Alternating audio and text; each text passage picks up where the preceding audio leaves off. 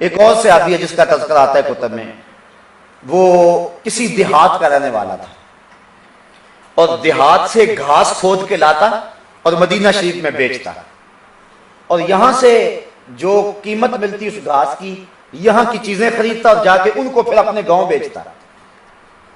تو وہ شخص جو ہے وہ حضور سے بڑا پیار کرتا تھا اور حضور اس سے پیار کرتے تھے اور حضور اس سے مزاح بھی کر لیتے تھے۔ ایک دن حضور گئے بازار میں، اس نے گھاس رکھا ہوا تھا اور بیچ رہا تھا۔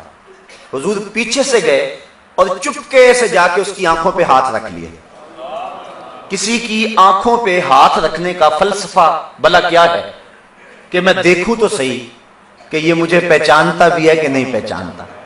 جب بھی بیٹھو بات کرتا ہے کہ میں جناب تمہیں یاد کرتا رہتا ہوں، اب میں اس کی آنکھوں پہ ہاتھ رکھ کے دیکھوں تو صحیح کہ کس نمبر پہ میرا نام لیتا ہے۔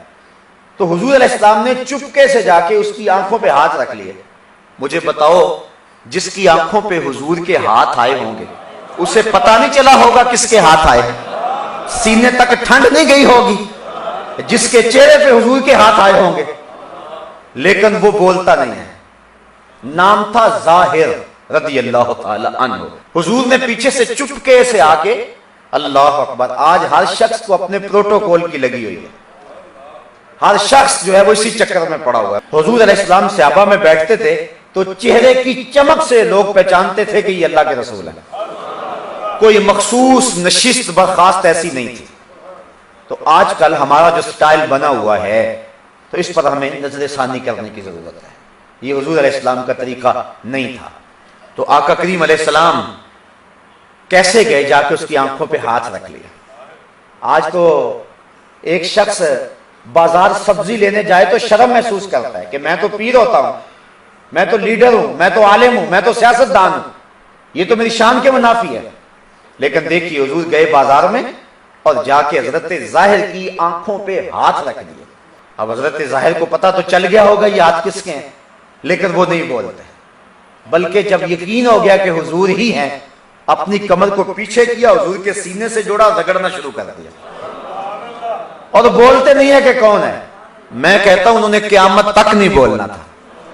میاں محمد بخش عارف کھڑی نے ایک بات کہی تھی، لوگوں نے تو اس کا اور مفہوم نکالا ہے، لیکن میں اس کا یہ مفہوم لیتا ہوں۔ فرماتے ہیں سفنے دے وچ ماہی ملیا تے گل وچ پا لیاں باواں، سفنے دے وچ ماہی ملیا تے گل وچ پا لیاں باواں، ڈر دی ماری اکھ نہ کھولا متا پھر وچڑ نہ جاواں۔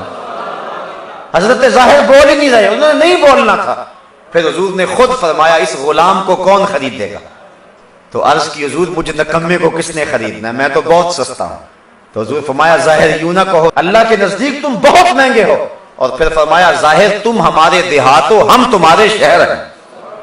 تو اس طرح حضور نے مزاح فرمایا۔ تو مزاح فرمانا حضور کے عمل اور حضور علیہ السلام کی سنت سے ثابت ہے، لیکن مزاح وہ ہو جس میں سچائی ہے، اور وہ ہر وقت اگر مزاح میں لگا رہے گا تو وہ بھی درست نہیں ہے۔ حضور کی زندگی میں آپ کو خال خال ایسے واقعات ملیں گے کہ حضور نے مزاح فرمایا ہے۔ تو یہ مزاح شریعت مصطفیہ کے اندر جائز ہے، لیکن وہ مزاح جس مزاح کے اندر کسی کی تحقیر مقصود ہو، جو مزاح ہر وقت مزاح ہی رہے اور محفل کے اندر سنجیدگی نہ آنے دے، اس سے منع کیا گیا ہے، اس سے روکا گیا ہے۔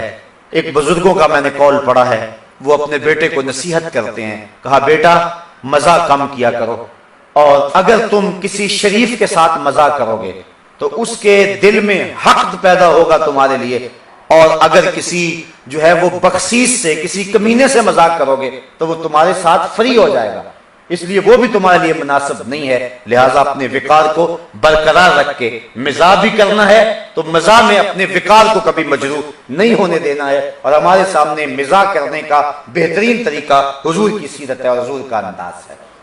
تو زبان سے حالت مزاح کے اندر ہم جو باتیں کہہ دیتے ہیں، بعض کا جھوٹ بھی کہہ دیتے ہیں، تو یہ بھی جو ہے اس سے بھی زبان کی حفاظت کرنی چاہیے۔